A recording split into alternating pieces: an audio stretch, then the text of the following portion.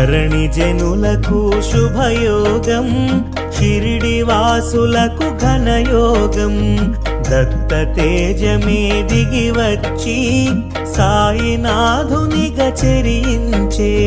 ధరణి జనులకు శుభయోగం, షిరిడి వాసులకు ఘనయోగం. దత్త తేజమే దిగి వచ్చి సాయినాథుడై చెరించే.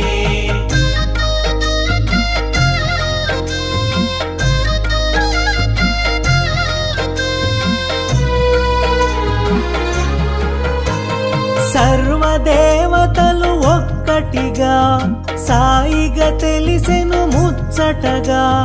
సాయని పిలిచిన వెనువెంట ఓయని